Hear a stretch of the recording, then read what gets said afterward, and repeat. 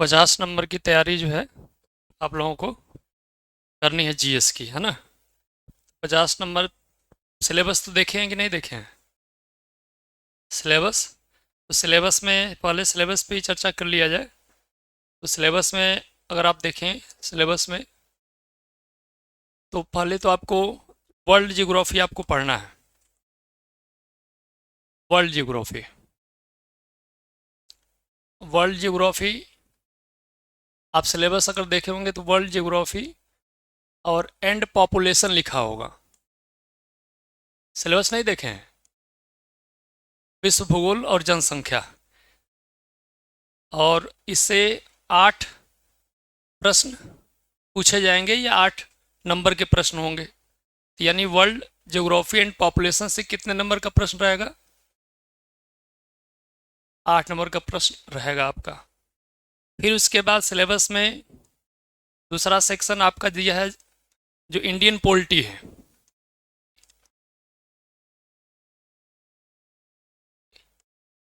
Indian polity and economy, ये भी 8 number का प्रश्न रहेगा। 8 क्वेश्चन यहाँ से भी आएंगे। पॉलिटी तो आपको पढ़ना नहीं है, लेकिन इंडियन इकोनॉमी आप पढ़ेंगे, है ना, क्योंकि आप लॉ के स्टूडेंट हो तो इंडियन पॉलिटी कोई ज़रूरत नहीं, लेकिन इंडियन इकोनॉमी आप साथ में पढ़ेंगे। वर्ल्ड जियोग्राफी एंड पॉपुलेशन से 8 प्रश्न रहेंगे। फिर उसके बाद history of India,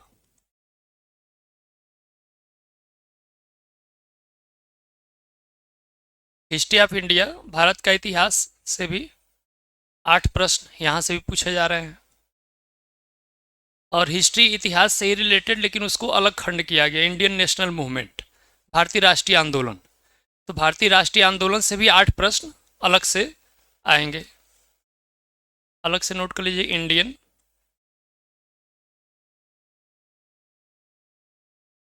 national movement, भारतीय राष्ट्रीय आंदोलन, यहाँ से भी 8 प्रश्न पूछे जाएंगे। फिर उसके बाद आपका जनरल साइंस, जनरल साइंस से भी 8 प्रश्न रहेंगे। जनरल साइंस,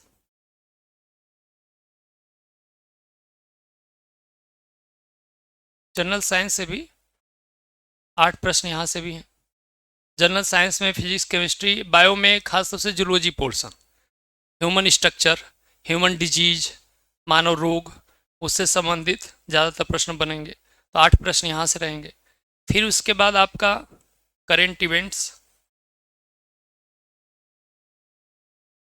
करेंट इवेंट्स में नेशनल एंड इंटरनेशनल,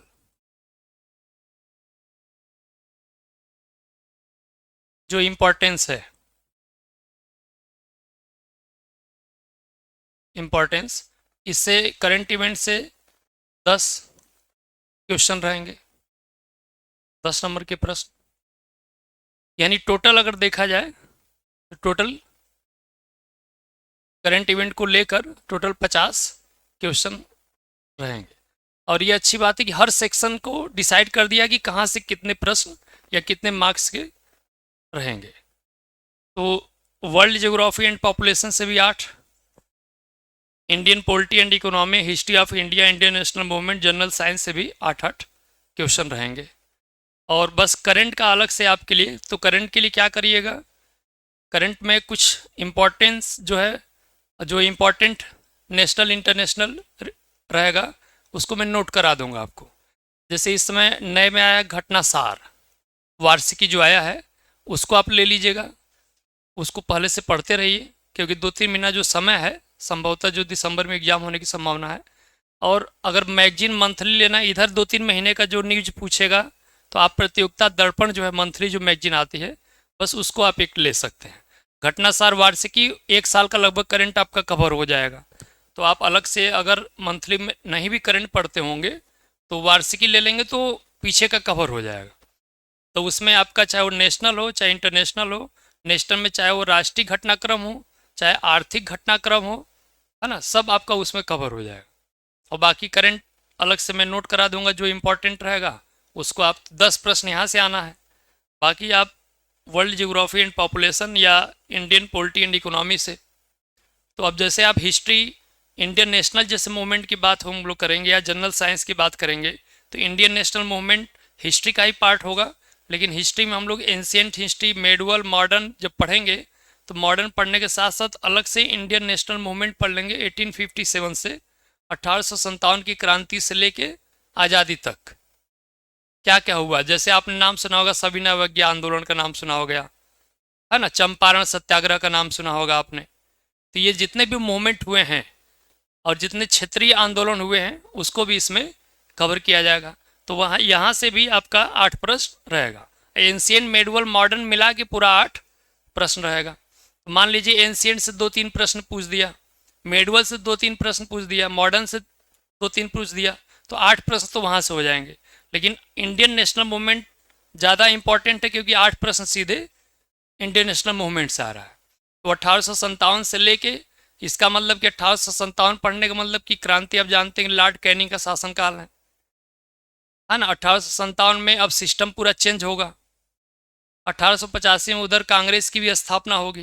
तो जितनी भी घटनाएं घटित होंगी वो क्रम से, चाहे जितने भी संवैधानिक विकास पढ़ते हैं आप, जैसे मॉन्टेमिलो सुधार पढ़ते हैं, तो ये जितने भी इवेंट होंगे इसके अंतर्गत वो डायरेक्ट आपसे मिलान करने को पूछ देगा। ऑब्जेक्टिव में डेट पूछ देता है, कभी कभी सीधे सीधे एक तरफ कोई भी घटना है उस तरफ डेट दे देगा, मिलान करिए कब कौन घटना हुई है, या क्रम से मिलान करिए कब किसके बाद हुआ है।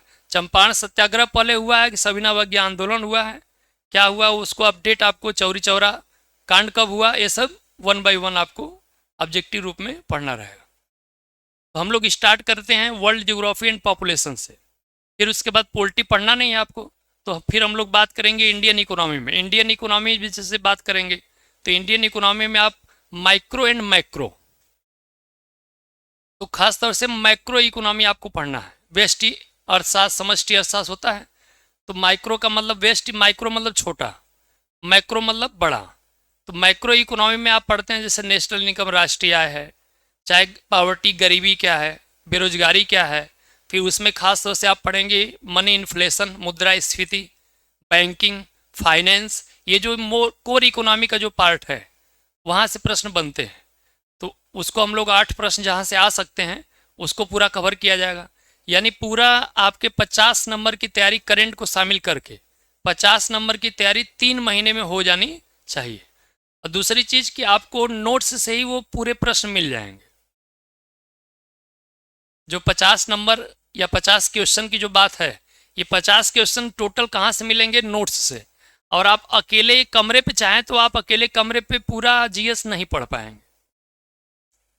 और 1 घंटे अगर रेगुलर अगर क्लास में पढ़ेंगे तो कुछ तो पढ़ ही लेंगे, और वो जो पढ़ेंगे आप समझेंगे भी, नोट भी बनाएंगे, और वही नोट्स आपका काम करेगा आगे भी एग्जाम में। तो आपका प्रीलिम्स 50 नंबर है तो 50 नंबर की ही तैयारी करनी है। हमको 49 नंबर की तैयारी, 49 नंबर की तैयारी या 49 क्वेश्चन की तैयारी नहीं करनी, हमको पूरा 50 नंबर चाहिए और नोट्स से आना चाहिए। यानी अगर हम 50 नंबर से बढ़कर तैयारी करेंगे तो 50 नंबर कहीं गया नहीं है ना। तो हम लोग उसी प्रकार तैयारी करेंगे। तो बस इसमें एक इंडियन पॉलिटी का खंड वो आप नहीं पढ़ेंगे, बाकी सब पढ़ेंगे आप, ठीक है। तो वर्ल्ड ज्योग्राफी एंड पॉपुलेशन पहला सेक्शन जो है उसको अलग से आप हेडिंग दे दीजिए। आज से क्लास भी स्टार्ट कर देते हैं, है ना, समय है तो कम है तो उसी हिसाब से हम लोग, और 3 महीने में पूरा आप 50 नंबर की तैयारी कर चुके रहेंगे 3 महीने में।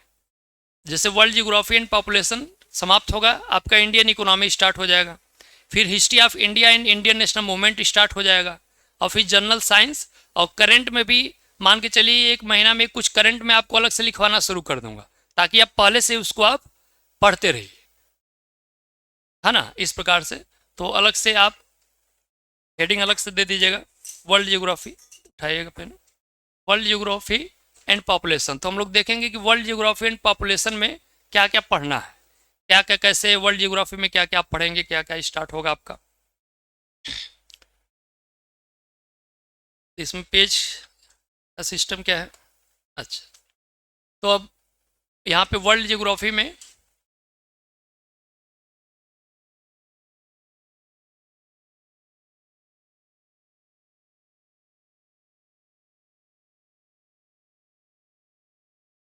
अब सिलेबस में केवल लिखा है विश्व भूगोल,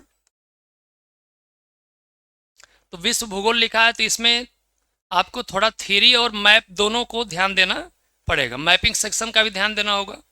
तो ये मैप कहीं ना कहीं आपका हिस्ट्री में भी काम करेगा, इंडियन इकोनॉमी में भी काम करेगा। तो विश्व भूगोल की तैयारी जो हम लोग करेंगे, और पॉपुलेशन जनसंख्या, वैश्विक जनसंख्या, विश्व जनसंख्या की बात करेंगे तो नए आंकड़ों के आधार पर बात करेंगे। विश्व भूगोल में हम लोग खास तौर से जो फिजिकल जियोग्राफी है, अब आपके सिलेबस में ऐसे नहीं लिखा है फिजिकल जियोग्राफी की पढ़ना है, लेकिन विश्व भूगोल में आप फिजिकल जियोग्राफी, भौतिक भूगोल के अंतर्गत इसको आप डिवाइड कर सकते हैं। भौतिक भूगोल, इसका मतलब ये क्लियर होगा कि विश्व भूगोल में हम लोग को पढ़ना क्या है। जनसंख्या तो क्लियर है कि जनसंख्या तो पढ़ना ही पढ़ना है। अब विश्व भूगोल लिखा है, कहीं जियोग्राफी ऑफ इंडिया सिलेबस में नहीं लिखा है, भारत का भूगोल नहीं लिखा है, लेकिन विश्व के परिप्रेक्ष्य में हम भारत का अध्ययन कर सकते हैं। जैसे हम मानसून की बात करेंगे तो इंडियन मानसून वहाँ पे आ जाएगा। जब हम वर्ल्ड क्लाइमेट की बात करेंगे, विश्व जलवायु की बात करेंगे, तो वहाँ थोड़ा सा मानसून भारत की भी चर्चा हम हल्का सा कर सकते हैं। इंडियन सॉइल की बात करेंगे, वर्ल्ड सॉइल की बात करेंगे, तो थोड़ा इंडियन सॉइल भी वहाँ पे आ जाएगा। यानी पूरा विश्व भूगोल में तो भारत विश्व से अलग तो है नहीं, तो भारत की भी थोड़ी चर्चा होगी, लेकिन आपसे भारत का भूगोल पूरा पूछेगा नहीं, क्योंकि world geography and population syllabus में दिया, 8 प्रश्न आने भी हैं। तो फिजिकल जियोग्राफी में हम लोग बात करेंगे जैसे स्थल मंडल, लिथोस्फीयर, एक सेक्शन आपको मिलेगा स्थल मंडल लिथोस्फीयर, दूसरा सेक्शन आपको मिलेगा वायुमंडल। और यहाँ से प्रश्न आते ही आते हैं, क्योंकि 8 प्रश्न की तैयारी करनी है, और वो नोट्स से 8 प्रश्न आने चाहिए, चाहे वो वर्ल्ड जियोग्राफी हो चाहे इंडियन इकोनॉमी हो। उसी प्रकार हम लोग सिलेबस को तोड़कर कि क्या क्या पढ़ना है उसी हिसाब से हम लोग पढ़ेंगे। वायुमंडल के साथ साथ आप अलग से वायुमंडल, इंग्लिश में एटमॉस्फेयर, फिर उसके बाद जलमंडल, हाइड्रोस्फीयर,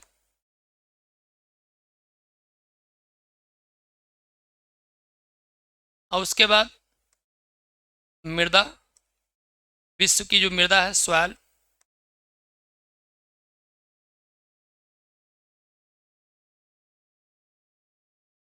वर्ल्ड जियोग्राफी में आप स्थल मंडल, वायुमंडल, जलमंडल और मृदा, ठीक है। जब मृदा पढ़ेंगे तो वहाँ पे एग्रीकल्चर भी जुड़ जाएगा टॉपिक, उससे लिंक बन जाएगा उससे।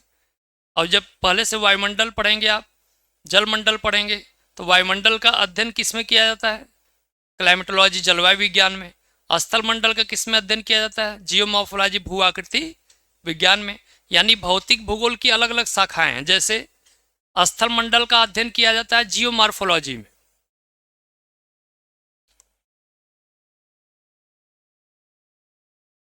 जियोमॉर्फोलॉजी हिंदी में भू आकृति विज्ञान। तो भू आकृति जो विज्ञान है, भू आकृति विज्ञान, ये फिजिकल जियोग्राफी, भौतिक भूगोल की प्राथमिक शाखा है, फर्स्ट ब्रांच है। इसी के अंतर्गत स्थल मंडल का अध्ययन करते हैं। फिर जैसे वायुमंडल है तो वायुमंडल का अध्ययन किया जाता है क्लाइमेटोलॉजी में, जलवायु विज्ञान में। वायुमंडल का अध्ययन किस में करेंगे? क्लाइमेटोलॉजी में। जलमंडल का अध्ययन किया जाता है ओशनोग्राफी, समुद्र विज्ञान के अंतर्गत। मृदा का अध्ययन किया जाएगा बायोजियोग्राफी, जैव भूगोल के अंतर्गत। यानी हम लोग भू आकृति विज्ञान, जलवायु विज्ञान, समुद्र विज्ञान और जैव भूगोल, 4 सेक्शन इसके साथ जुड़ेगा। जैव भूगोल का जब हम लोग अध्ययन करेंगे उसी के साथ थोड़ा सा इन्वायरमेंट को भी ध्यान दे देंगे, क्योंकि विश्व भूगोल में हम लोग थोड़ा सा इन्वायरमेंट भी उससे जोड़ देंगे।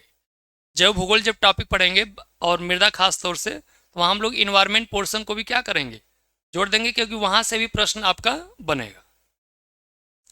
ये तो थ्योरी सेक्शन रहेगा पूरा विश्व भूगोल। अलग से जनसंख्या को अलग से आपको पढ़ना है। तो 8 प्रश्न में मान के चलिए कि 1-2 क्वेश्चन जनसंख्या से भी रहेगा, क्योंकि जनसंख्या अलग से दिया हुआ है, तो जनसंख्या आपको अलग से पढ़ना रहेगा। फिर ये तो थ्योरी सेक्शन की बात हुई। मैपिंग सेक्शन में भी, विश्व भूगोल में मैप में भी आप अलग से, तो थ्योरी सेक्शन के साथ साथ आपको वर्ल्ड मैप, वर्ल्ड मैप में हम लोग नॉर्थ अमेरिका से लेकर एशिया कॉन्टिनेंट तक पूरा, ये नॉर्थ अमेरिका है, चाहे साउथ अमेरिका, चाहे अफ्रीका कॉन्टिनेंट है ना, चाहे अंटार्कटिका है, चाहे ऑस्ट्रेलिया है, एशिया है, यानी पूरे 7 कॉन्टिनेंट को हम लोग अध्ययन करेंगे। यानी जो प्रश्न पूछ सकता है, क्योंकि एक सामान्य जानकारी होनी चाहिए, बहुत ज़्यादा डीप भी आपको नहीं पढ़ना है। एक जनरल लिखा है ना सिलेबस में कि जितने भी टॉपिक दिए गए जनरल अवेयरनेस, एक सामान्य जागरूकता होनी चाहिए। जैसे आपको ये पता होना चाहिए कि अगर रॉकी माउंटेन पूछ रहा है तो रॉकी माउंटेन किस कॉन्टिनेंट में है।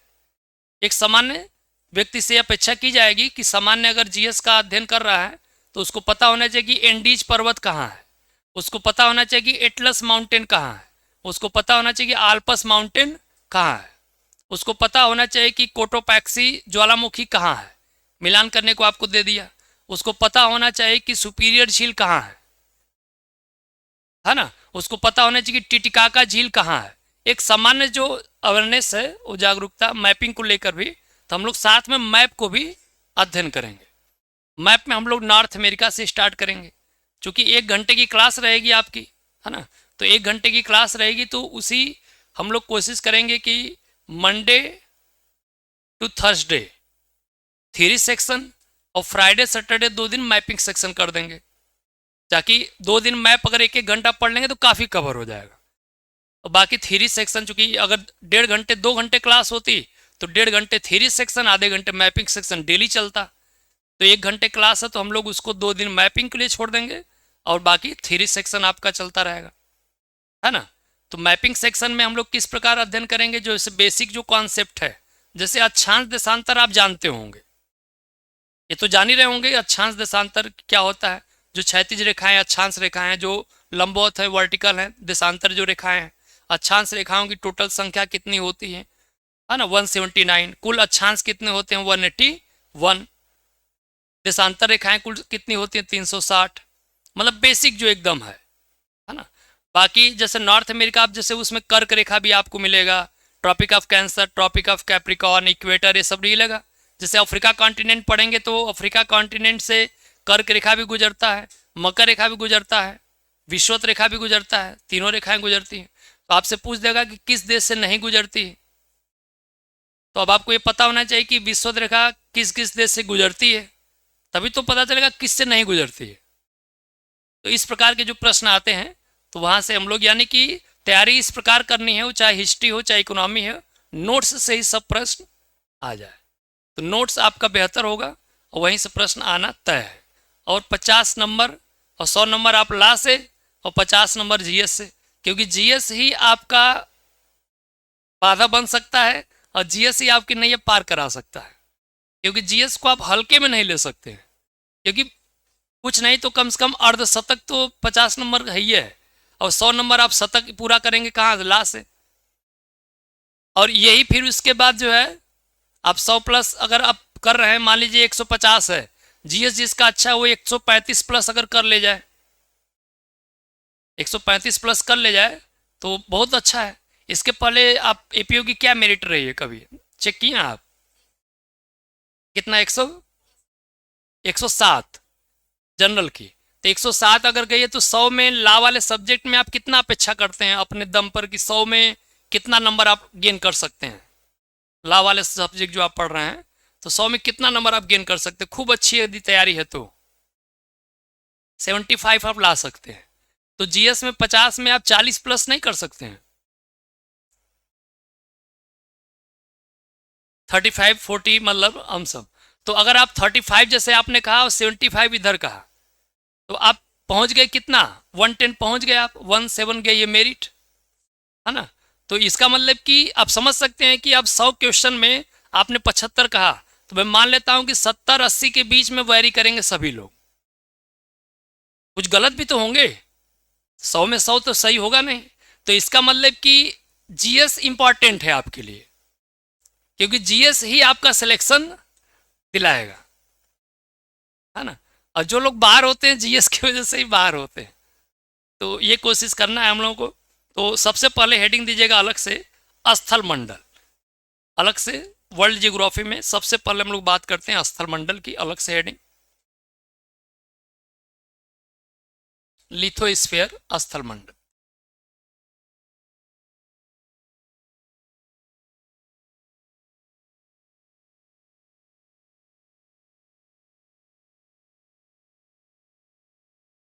समझते हुए पूरा अध्ययन करेंगे एकदम आराम से, कोई दिक्कत नहीं है ना। ज्योग्राफी आप पहले पढ़े हो या ना पढ़े हो, कोई प्रॉब्लम नहीं होने वाली। स्थल मंडल का जैसे हमने बताया कि इसका अध्ययन करते हैं भू आकृति विज्ञान में, भौतिक भूगोल की जो प्राथमिक शाखा है जियोमॉर्फोलॉजी। पहले तो ये समझ लीजिए कि स्थल मंडल कहते किसे।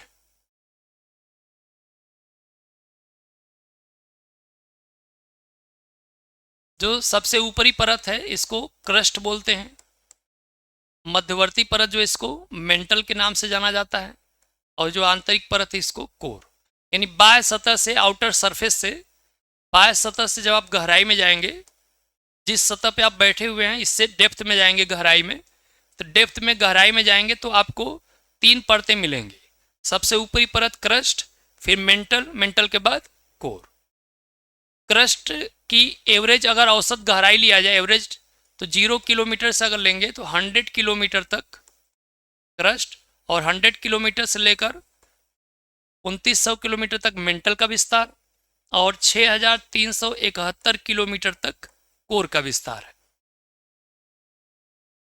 एक सामान्य जानकारी जो है, तो यानी अर्थ इंटीरियर जो है, पृथ्वी की जो आंतरिक संरचना है, वो 3 परतों के रूप में है, क्रस्ट, मेंटल और कोर। अब बात आ गई कि स्थल मंडल है क्या, है ना। पहले इसको डायग्राम बना लीजिए, फिर बताते हैं एक एक करके चीजें आराम से समझते हुए। यानी 50 नंबर 3 महीने में, 50 नंबर मतलब नोट्स से 50 नंबर आपके आ जाएंगे, ये गारंटी है।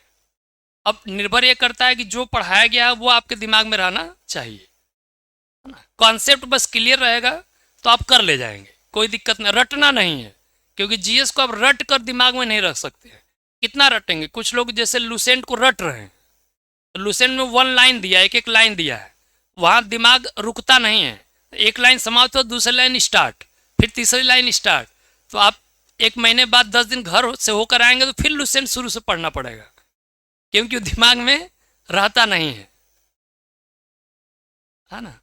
अब एजुकेशन पॉलिसी क्या कहती है कि आप अंडरस्टैंडिंग पर जोर दीजिए, समझ पर जोर दीजिए। एक बार आप समझ गए तो फिर अगले जन्म में भी आपको फिर से अगर ला के तैयारी करनी पड़े तो फिर पढ़ना ना पड़े। बस अपना फिर से उसी घर में अगर जन्म हो गया गलती से, तो फिर से आपके नोट्स वगैरह सुरक्षित आपके पूर्वज रखे हों, है ना, तो आप आसानी से फिर से बिना कोचिंग किए सेल्फ स्टडी से फिर आप सफल हो जाएंगे। या तो आपके छोटे भाई वगैरह उसी नोट से अधिकारी बन जाए, है कि नहीं। बन गया डायग्राम। अब देखिए स्थल मंडल कहेंगे किसे?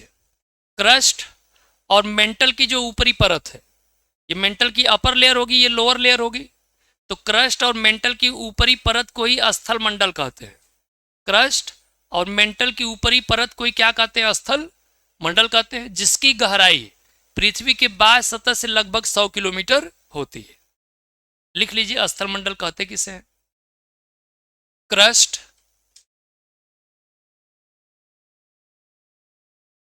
और मेंटल की ऊपरी परत, क्रस्ट और मेंटल की ऊपरी परत को स्थल मंडल कहते हैं।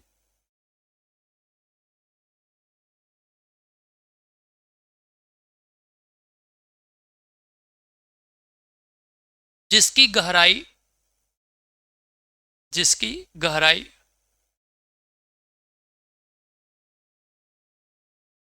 बाह्य सतह से, जिसकी गहराई बाह्य सतह से लगभग 100 किलोमीटर होती है, लगभग 100 किलोमीटर होती है। यह पता चल गया कि स्थल मंडल है क्या। ठीक है। अब जो स्थल मंडल है, स्थल जो लिखा लिथोस, लिथोस का अर्थ जो है रॉक्स से लिया जाता है, चट्टान से लिया जाता है। जो स्थल मंडल है वो किससे निर्मित संरचना है? चट्टान से निर्मित संरचना है, क्योंकि पृथ्वी ही पूरा चट्टान से निर्मित संरचना है। तो इसका मतलब कि सबसे वर्ल्ड जियोग्राफी में, विश्व भूगोल में स्थल मंडल जियोमोर्फोलॉजी के अंतर्गत सबसे इंपॉर्टेंट टॉपिक आपका स्टार्ट हो रहा है रॉक्स, चट्टान। तो अलग से हेडिंग दीजिएगा रॉक्स। स्थल मंडल में सबसे पहले तो ये क्लियर हो गया कि स्थल मंडल है क्या। अब स्थल मंडल के अंतर्गत सबसे पहला टॉपिक है रॉक्स, चट्टान।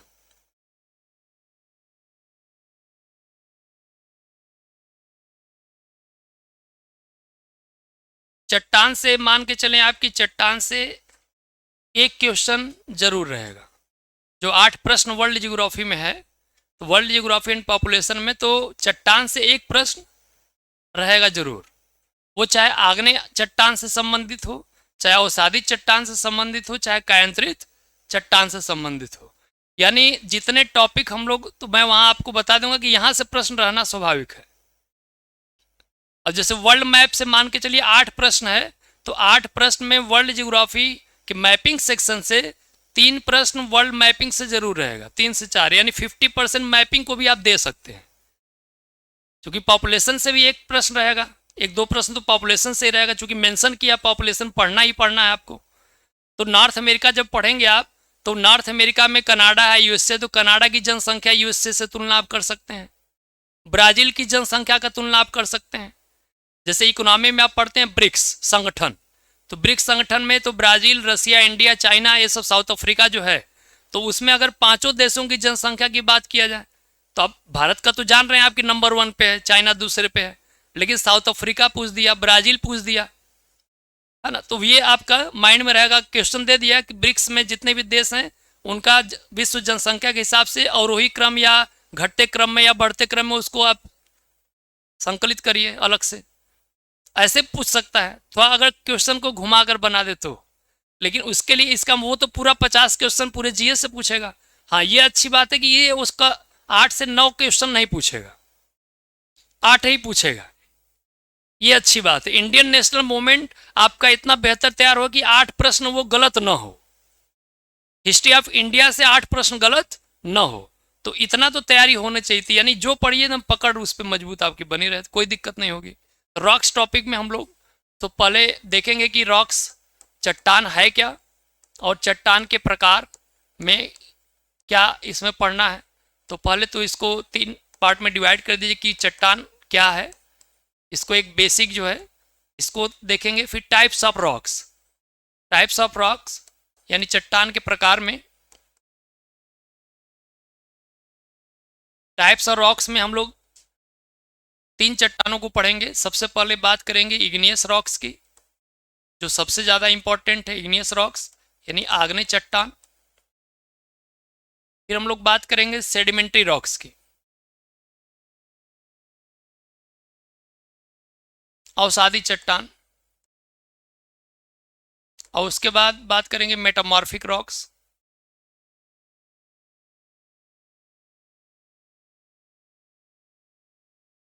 कायांतरित या रूपांतरित चट्टान, कायांतरित या रूपांतरित,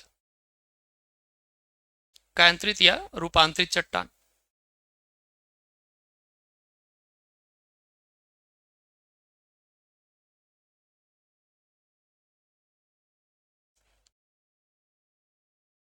तो डेली 8 बजे तक आपकी क्लासेस चलेंगी।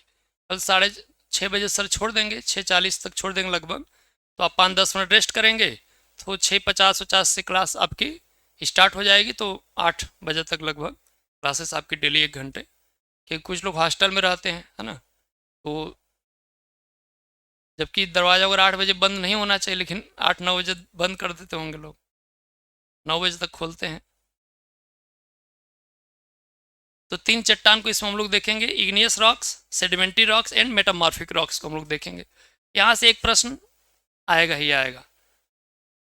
तो सबसे पहले हम लोग बात करेंगे कि चट्टान है क्या, चट्टान कहते किसे, है ना, बेसिक जो है थोड़ा सा क्लियर हो जाए। देखिए, जैसे हमने बताया भी था कि परमाणु से मिलकर क्या बनता है, अणु, और अणु से मिलकर तत्व, एलिमेंट, एटम, मॉलिक्यूल, एलिमेंट, ये सब बनता है। तत्व से मिलकर क्या बनेगा? कंपाउंड, यौगिक का निर्माण होगा। और यौगिक से मिलकर क्या बनेगा? मिनरल्स, खनिज का निर्माण होगा। तत्वों के, यौगिकों के समूह को क्या कहते हैं? खनिज कहते हैं, मिनरल्स। और खनिज के मिश्रण से क्या बनेगा? चट्टान। जो चट्टान है वो किसके मिश्रण से बन रहा है? खनिजों के मिश्रण से ही किसका निर्माण होगा? चट्टान का। तो एक लाइन में आप कह सकते हैं कि चट्टान है क्या? खनिजों का मिश्रण चट्टान कहलाता है। खनिजों के मिश्रण को ही चट्टान कहते हैं।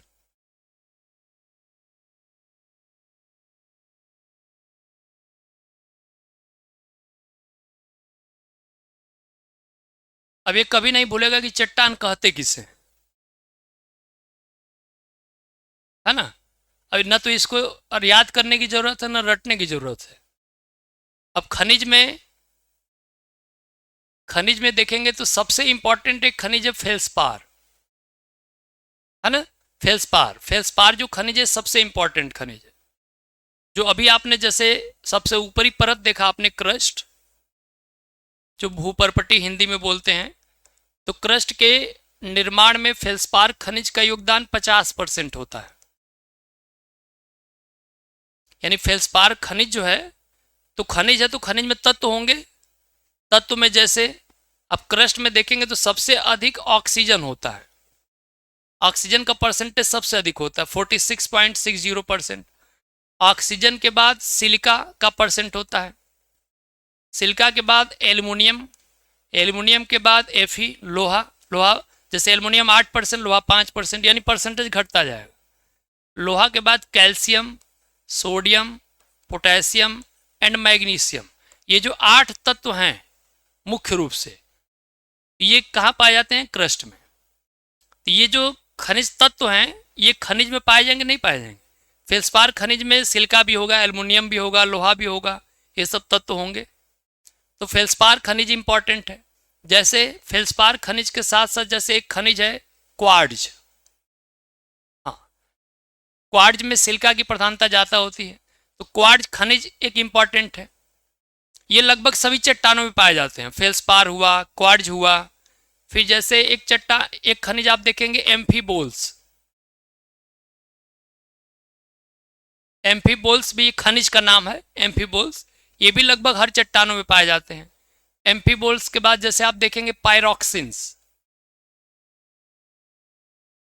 पायरोक्सिन्स भी लगभग सभी चट्टानों में पाए जाते हैं। जैसे एक खनिज आप देखेंगे माइका, जिसे अभ्रक के नाम से जानते हैं, माइका। तो माइका भी लगभग हर खनिजों में आपको देखने को मिलेगा, चट्टानों में। माइका के बाद जैसे इंपॉर्टेंट है ओलिविन। ओलिविन जो खनिज है भी लगभग सभी चट्टानों में पाया जाता है। यानी 6 ऐसे ये खनिज हैं, फिल्सपार, क्वार्ट्ज, एम्फीबोल्स, पायरोक्सिन्स, माइका एंड ओलिविन। ये लगभग सभी चट्टानों में पाए जाते हैं। एम्फीबोल्स, पी नहीं, पी रहेगा, एम्फीबोल्स। यानी कि लगभग सभी चट्टानों में ये 6 खनिजें पाए जाते हैं। तो ये 6 खनिज इंपॉर्टेंट है आपके लिए, जिसमें फेल्सपार सबसे अधिक इंपॉर्टेंट है, क्योंकि भूपर्पटी क्रस्ट के निर्माण में 50% इसका योगदान भी है। ये जितने भी खनिज हैं उसमें इन खनिजों में ये तत्व रहेंगे, बस परसेंटेज सबका अलग अलग रहेगा। भूपर्पटी में सबसे अधिक ऑक्सीजन रहता है। अगर ऑक्सीजन ऑप्शन में नहीं है तो सिलिका, फिर एल्युमिनियम, ऐसे ये क्रम है 8 परसेंटेज के आधार पर। यहाँ तक बात क्लियर है कि चट्टान है क्या और चट्टानों में कौन से खनिज हैं जो ज़्यादातर पाए जाते हैं। अब सबसे पहले हम लोग बात करेंगे चट्टान के प्रकार में, इग्नियस रॉक्स की, आग्नेय चट्टान की। तो ये क्लियर हो गया कि चट्टान है क्या, खनिजों के मिश्रण को ही चट्टान कहते हैं। तो चट्टान कठोर भी होती है, चट्टान मुलायम भी होती है, हार्ड भी होगी और सॉफ्ट भी होगी। तो चट्टान में सबसे पहले हम लोग बात करते हैं, आइए, जो टाइप्स ऑफ रॉक्स में आपने हेडिंग दिया है, इग्नियस रॉक्स। तो सबसे पहला टॉपिक आपका इग्नियस रॉक्स, आग्नेय चट्टान।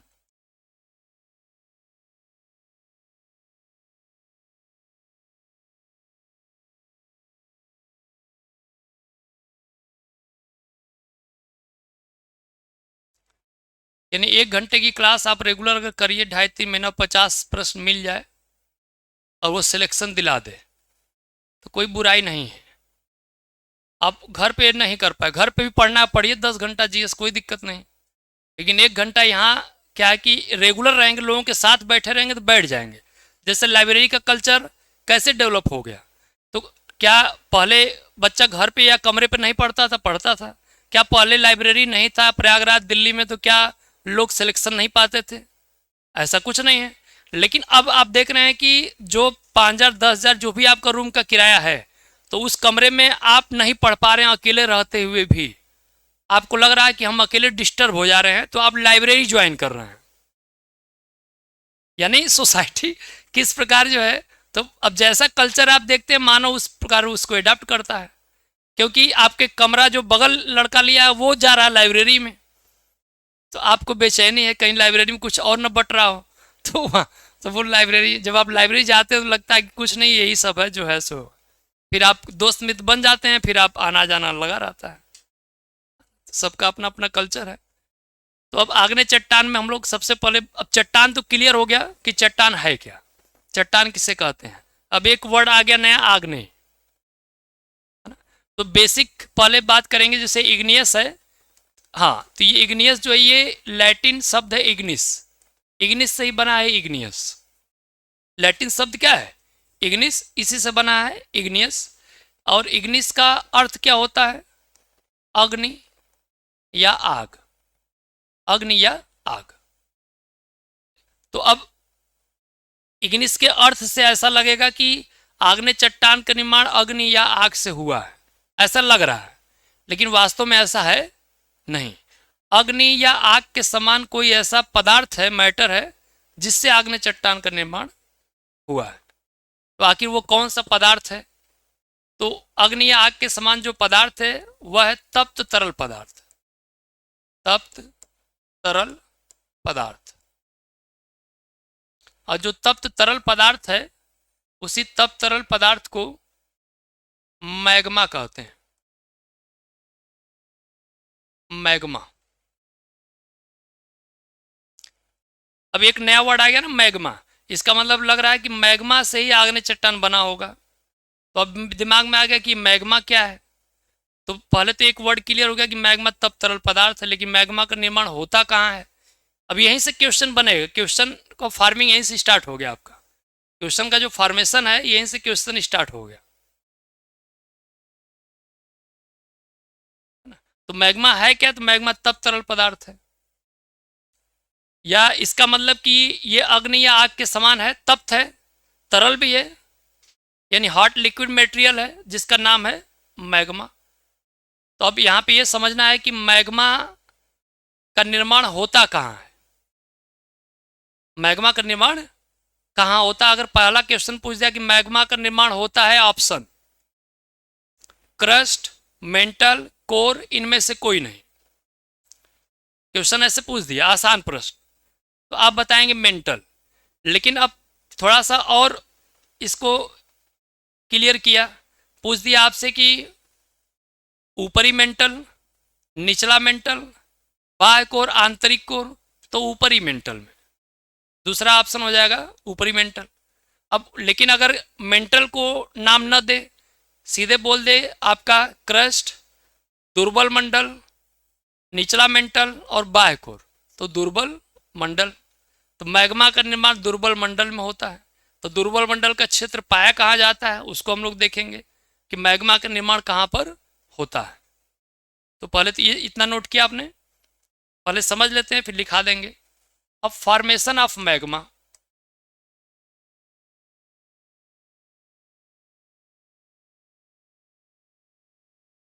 मैग्मा का निर्माण, जो मैग्मा तप तरल पदार्थ है, उस मैग्मा का निर्माण होता कहाँ है? जो अभी हम लोग चर्चा किए कि दुर्बल मंडल में। तो अभी आपने एक डायग्राम बनाया था, क्रस्ट, मेंटल, कोर की चर्चा हुई थी। सबसे ऊपरी परत क्रस्ट, फिर उसके बाद मेंटल, और मेंटल के बाद कोर। मेंटल का विस्तार हम लोगों ने देखा 0 किलोमीटर से लेकर 100 किलोमीटर से लेकर 2900 किलोमीटर तक मेंटल, और फिर 6371 किलोमीटर तक कोर का विस्तार। तो मेंटल, हमको चूंकि मैग्मा के निर्माण की बात करना है, तो मेंटल यानी दूसरी जो सेकेंड लेयर है, हम सेकेंड लेयर को अलग कर दे रहे हैं। जो सेकेंड लेयर है, सेकेंड लेयर को आप अलग से बना दीजिए। जो सेकेंड लेयर है यानी 100 किलोमीटर से लेकर 2900 किलोमीटर तक, ये जो सेक्शन है इसको हमने बाहर निकाल लिया। मेंटल वाले पोर्शन को हमने अलग कर लिया, क्योंकि मेंटल में ही मैग्मा का निर्माण होता है। अब मेंटल को भी हमने क्या किया, दो पार्ट में डिवाइड कर दिया, अपर मेंटल और लोअर मेंटल। यानी 100 से 700 किलोमीटर तक अपर मेंटल है, यानी हिंदी में ऊपरी मेंटल, और ये लोअर मेंटल यानी निचला मेंटल। ऊपरी मेंटल और निचला मेंटल। तो ऊपरी मेंटल का विस्तार 100 से लेकर 700 किलोमीटर तक, निचला मेंटल 700 से लेकर 2900 किलोमीटर। अब जो अपर मेंटल है यानी ऊपरी जो मेंटल है, ऊपरी मेंटल में अगर हम लोग बात किया जाए, तो ऊपरी मेंटल में अगर आप देखेंगे तो ऊपरी मेंटल में मैक्सिमम 100 से लेकर 400 किलोमीटर की गहराई तक दुर्बल मंडल का विस्तार पाया जाता है। दुर्बल मंडल, एस्थेनोस्फीयर।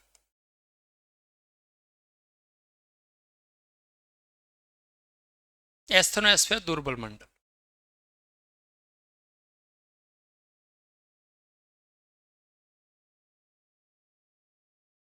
तो ये क्लियर हो गया एक लाइन में। पहला प्रश्न कि मैग्मा का निर्माण कहाँ होता है, तो डायरेक्ट दुर्बल मंडल।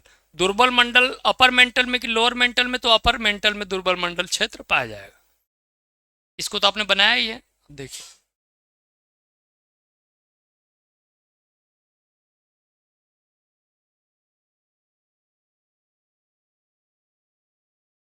अब जो दुर्बल मंडल क्षेत्र है जो अपर मेंटल में पाया जा रहा है, तो दुर्बल मंडल एस्थेनोस्फीयर की अगर बात किया जाए इसकी विशेषता की, कि दुर्बल मंडल की विशेषता क्या है, तो दुर्बल मंडल का जो क्षेत्र है यहाँ पर टेम्परेचर, तापमान अधिक होता है।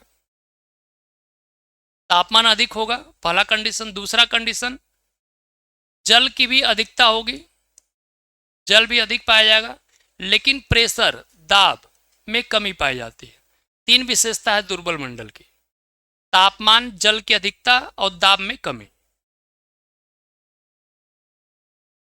दाब कम क्यों लग रहा है, इसका मतलब, अब दाब कम दिखाया जा रहा है, इसका मतलब कि यहाँ पे जो चट्टाने हैं उनका डेंसिटी, घनत्व कम होगा। तो घनत्व कम होने के कारण प्रेशर क्या है, कम लग रहा है। तो इसलिए इस क्षेत्र में दाब कम पाया जाता है। इसीलिए आप देखते हैं कि जो दुर्बल मंडल का क्षेत्र है, कहा जाता है कि क्रस्ट मेंटल कोर में, जैसे आपने कभी सुना होगा, पढ़ा होगा कि क्रस्ट किस अवस्था में, तो आप बोलते हैं ठोस अवस्था में। मेंटल को भी आप बोलते हैं ठोस अवस्था में। लेकिन कोर को दो पार्ट में डिवाइड करेंगे, बाह्य कोर तरलावस्था में, लिक्विड स्टेज में पाया जाता है, और आंतरिक कोर ये ठोस अवस्था में पाया जाता है। लेकिन मेंटल में दुर्बल मंडल का जो क्षेत्र है ये अर्ध तरल अवस्था में पाया जाता है, जिसे प्लास्टिक अवस्था भी कहते हैं। तो लेकिन ये पूरी तरह से लिक्विड स्टेज में नहीं होता है। तो इसलिए यहाँ पे प्रेशर क्या है, थोड़ा कम लग रहा है। तो यहाँ पे लेकिन तापमान, जल की अधिकता, दाब में कमी, ये इसकी किसकी विशेषता है, दुर्बल मंडल क्षेत्र की। अब समझिएगा, ये तो क्लियर हो गया कि दुर्बल मंडल है क्या, कहाँ पाया जाएगा और इसकी विशेषता क्या होगी। अब जैसे एक टॉपिक है, आगे आप थोड़ा सा पढ़ेंगे, क्योंकि वर्ल्ड ज्योग्राफी में थोड़ा सा आपको हल्का सा सिद्धांत जीएस के पॉइंट ऑफ व्यू से देखना पड़ेगा। बहुत ज़्यादा डीप नहीं, लेकिन थोड़ा सा समझने के लिए आपको देखना पड़ेगा। जैसे एक थ्योरी है प्लेट टेक्टोनिक थ्योरी, प्लेट विवर्तन की सिद्धांत। प्लेट विवर्तन की जो सिद्धांत है ये हैरी हैस ने दिया 1960 में, और हैरी हैस का ही सिद्धांत है सागर नीतल प्रसरण सिद्धांत, सी फ्लोर स्प्रेडिंग। 1960 में। और वेगनर का आपने सिद्धांत पढ़ा होगा, महाद्वीपीय विस्थापन सिद्धांत, कॉन्टिनेंटल ड्रिफ्ट थ्योरी सुना होगा आपने, है ना। सभी महाद्वीपों को जैसे उन्होंने पैंजिया कहा, जो जली भाग पैंथालासा कहा, है ना। तो ये प्लेट है। जैसे आप देखेंगे वर्ल्ड मैप में, जैसे नॉर्थ अमेरिका आपने देखा है कभी? नॉर्थ अमेरिका, उत्तरी अमेरिका महाद्वीप देखे हैं? तो उत्तरी अमेरिका, नॉर्थ अमेरिका जो महाद्वीप है, उस उत्तरी अमेरिका के पश्चिम में आपको प्रशांत महासागर दिखाई देता है, पैसिफिक ओशियन, प्रशांत महासागर। जैसे मैपिंग भी आपको पढ़ना ही है, वर्ल्ड मैप। तो जो नॉर्थ अमेरिका है, वर्तमान समय में भी नॉर्थ अमेरिका का जो मूवमेंट हो रहा है, ये वेस्ट में हो रहा है, पश्चिम दिशा में संचलन हो रहा है। उत्तरी अमेरिका महाद्वीप आज भी किधर चल रहा है? पश्चिम की ओर। ये नॉर्थ अमेरिका, ये प्लेट है। ये जो प्लेट आप देख रहे हैं, ये नॉर्थ अमेरिकन प्लेट है। और ये नॉर्थ अमेरिका क्या एक प्लेट है। प्लेट किससे कहते हैं? तो जब अभी आपने देखा कि क्रस्ट और ऊपरी मेंटल की ऊपरी परत को स्थल मंडल कहते हैं, यानी कि जो भूपर्पटी क्रस्ट है वही स्थल मंडल, लिथोस्फीयर है। तो स्थल मंडल का वृहद भाग ही प्लेट कहलाता है। जैसे नॉर्थ अमेरिका, इसमें कनाडा भी देश मिलेगा, यूएसए भी मिलेगा, मैक्सिको भी मिलेगा, और भी देश मिलेंगे। तो जो भी देश होंगे सबका अपना अपना स्थल मंडल होगा। तो ये कई स्थल मंडल मिलकर एक महाद्वीप का निर्माण कर रहे हैं। तो स्थल मंडल का वृहद भाग एक कॉन्टिनेंट बन गया, महाद्वीप। तो महाद्वीप है कि एक प्लेट है। यहाँ की प्रशांत महासागर भी एक प्लेट है। जैसे अब ये प्रशांत महासागर है और फिर स्थली भाग आ गया, तो जो जली सतह है, जली सतह से गहराई में जाएंगे तो बॉटम नीतल मिलेगा। तो नीतल से क्रस्ट स्टार्ट होगा, फिर मेंटल स्टार्ट होगा, कोर स्टार्ट होगा। जो महाद्वीपी भाग होगा, यहाँ से क्रस्ट मेंटल कोर स्टार्ट हो जाएगा। लेकिन जली सतह में पहले जल मिलेगा, तो एक सीमा के बाद जाएंगे तो नीतल मिलेगा, नीतल से यहाँ से क्रस्ट मेंटल, इसको कह देंगे महासागरी क्रस्ट, ओशनिक क्रस्ट, और इसको कॉन्टिनेंटल क्रस्ट, महाद्वीपी क्रस्ट बोल देंगे। यानी क्रस्ट भी दो प्रकार की है, एक महाद्वीपी क्रस्ट और एक महासागरी क्रस्ट।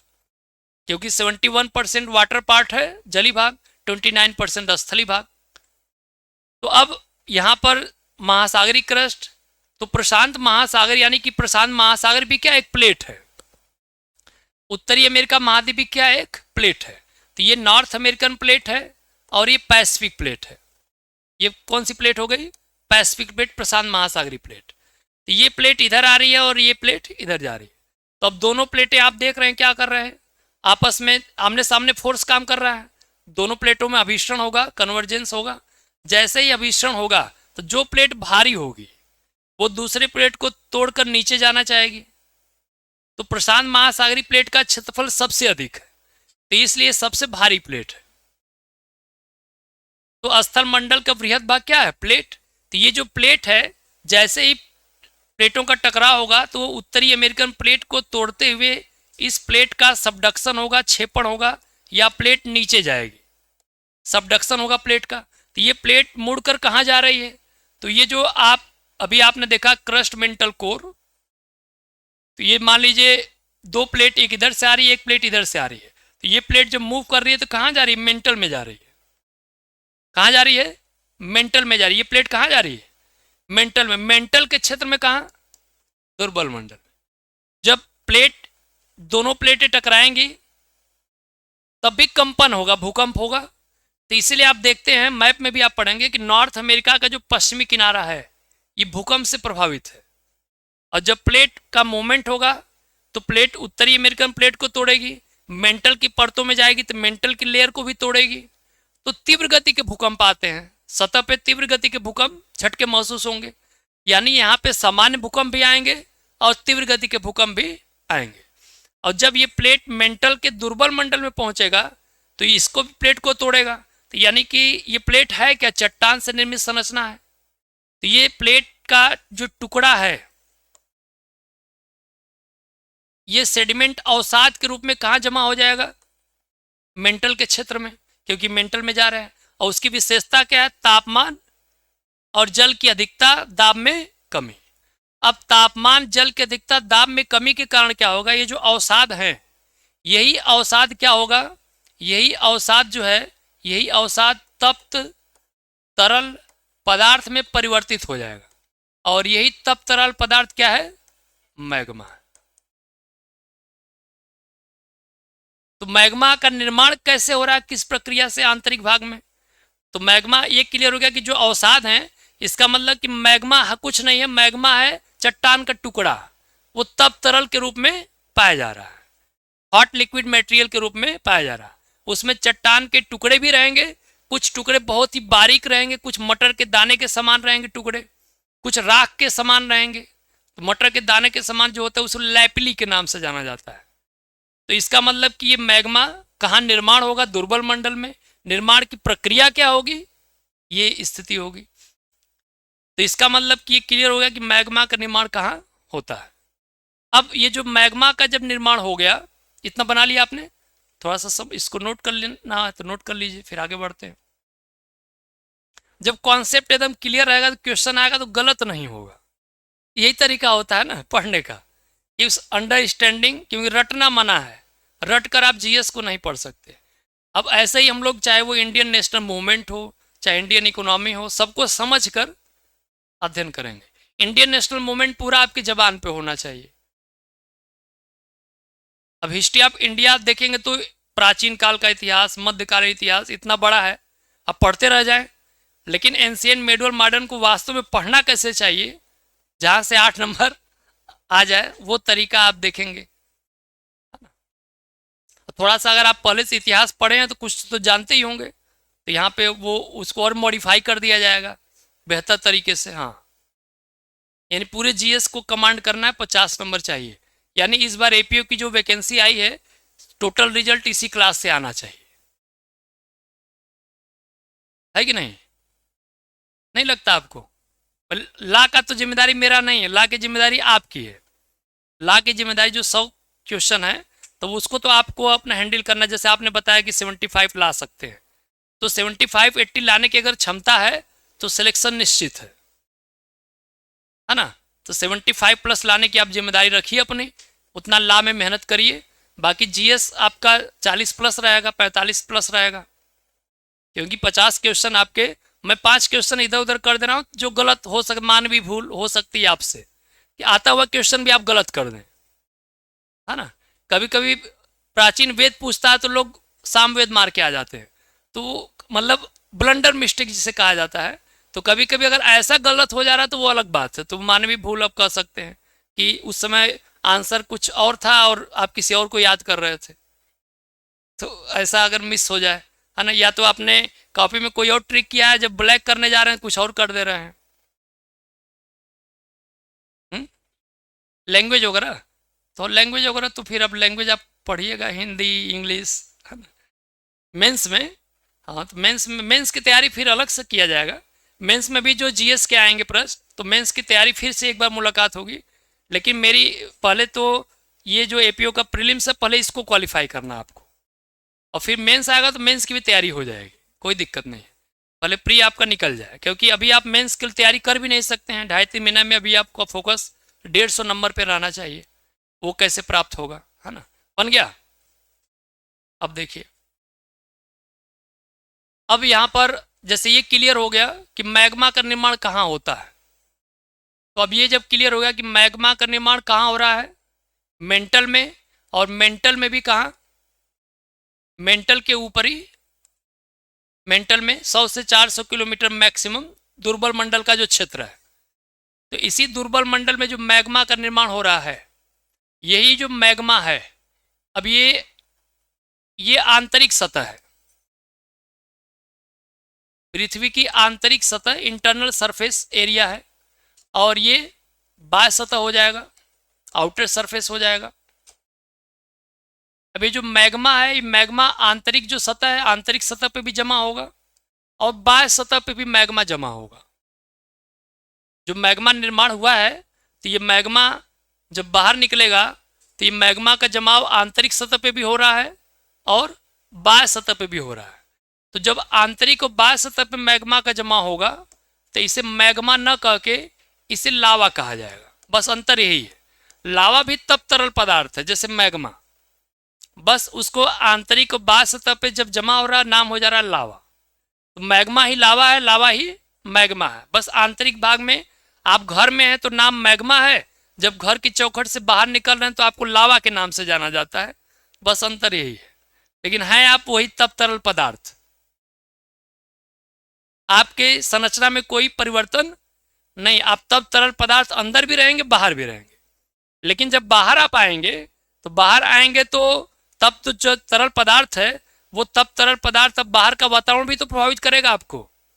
तो जो तब तरल पदार्थ है वो धीरे धीरे ठंडा होगा, यानी जो लावा है वो धीरे धीरे क्या होगा, ठंडा होगा। ठंडा होकर ठोस रूप में जिस चट्टान का निर्माण करेगा उसी को कहा जाएगा आग्नेय चट्टान। यानी आग्नेय चट्टान कहते किसे हैं, तो ये क्लियर हो गया। इसका मतलब कि ये मैग्मा बाहर किस प्रक्रिया के द्वारा निकलता है, तो वोल्केनिक प्रोसेस, ज्वालामुखी प्रक्रिया के द्वारा। तो ज्वालामुखी प्रक्रिया के द्वारा क्या निकल रहा है, लावा या मैग्मा जो है, यानी यही जो लावा है। और ये लावा है क्या, तप तरल पदार्थ। अब जो तप तरल पदार्थ है ज्वालामुखी प्रक्रिया के द्वारा निकल रहा है, तो ये पहले ठंडा होगा, ठंडा होकर ठोस रूप में जिस चट्टान का निर्माण करेगा उसी को कहा जाएगा आग्नेय चट्टान। ये क्लियर हो गया कि आग्नेय चट्टान का निर्माण किस प्रक्रिया के द्वारा हो रहा है, ज्वालामुखी प्रक्रिया के द्वारा। ये आग्नेय चट्टान की कहानी है, ये आग्नेय चट्टान कैसे बन रहा है। अब क्वेश्चन पूछेगा कि ज्वालामुखी प्रक्रिया के द्वारा किस चट्टान का निर्माण होता है, तो आग्नेय चट्टान का। यहां तक बात क्लियर, पहले इसको नोट करते हैं फिर थोड़ा सा फिर आगे बढ़ते हैं। आग्नेय चट्टान आप समझ लिए, कैसे क्या प्रोसेस समझ लिया आप। आग्नेय चट्टान के बारे में थोड़ा सा लिख लेते हैं।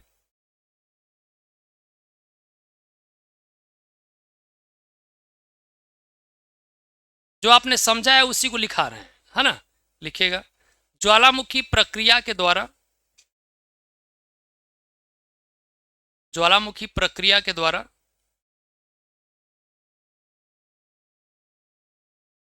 निष्कासित लावा,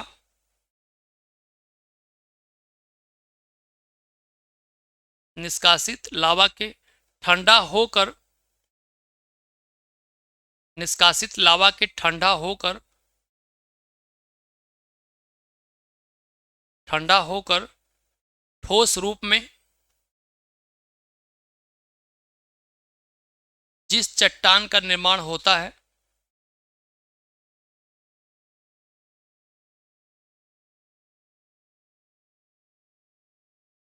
उसे आग्नेय चट्टान कहते हैं।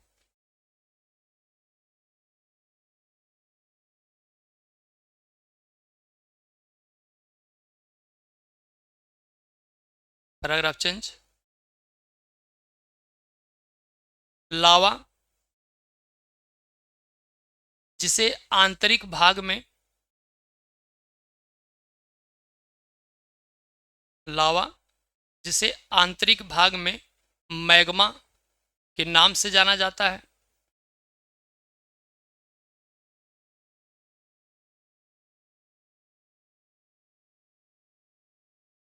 जिसका निर्माण, जिसका निर्माण ऊपरी मेंटल के, जिसका निर्माण ऊपरी मेंटल के दुर्बल मंडल में होता है,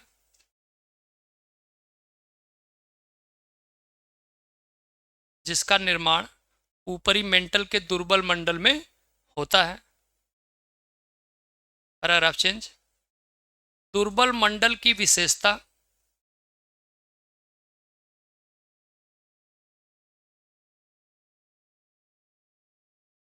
दुर्बल मंडल की विशेषता तापमान और जल की अधिकता,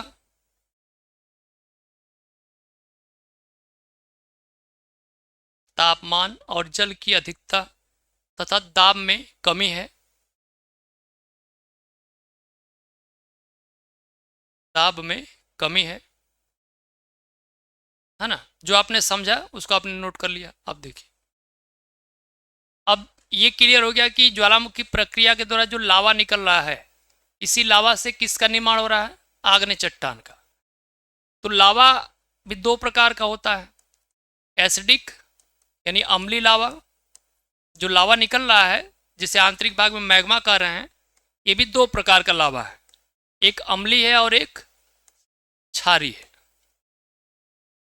तो जब ये आप समझ गए कि लावा से ही आग्नेय चट्टान का निर्माण हो रहा है, तो इसका मतलब कि लावा जब अम्लीय क्षारीय होगा तो आग्नेय चट्टान भी, जो आग्नेय चट्टान है, आग्नेय चट्टान भी अम्लीय भी हो सकती है और क्षारीय भी हो सकती है। ऐसे बना लीजिए, ऐसे बना लीजिए।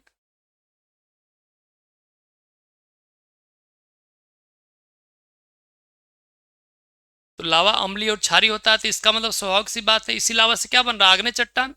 तो आग्नेय चट्टान अम्लीय भी होगा और क्षारीय भी होगा। जैसे अम्लीय आग्नेय चट्टान में जैसे एग्जाम्पल अगर लिखा जाए, तो अम्लीय आग्नेय चट्टान में जैसे आपका एक एग्जाम्पल नोट करेंगे, जैसे ग्रेनाइट। इस पर हम लोग चर्चा भी करेंगे। ग्रेनाइट इंपॉर्टेंट खनिज ये रॉक्स है, ग्रेनाइट चट्टान। ग्रेनाइट चट्टान में कौन कौन से मिनरल्स पाए जाते हैं आपसे पूछे जा सकते हैं। यानी चट्टान से एक प्रश्न कंफर्म है, थ्योरी और मैप को जोड़कर। ग्रेनाइट बेसिक आग्नेय चट्टान में जैसे एक एग्जाम्पल ले सकते हैं, जैसे बेसाल्ट। बेसाल्ट, बेसाल्ट क्षारीय चट्टान है।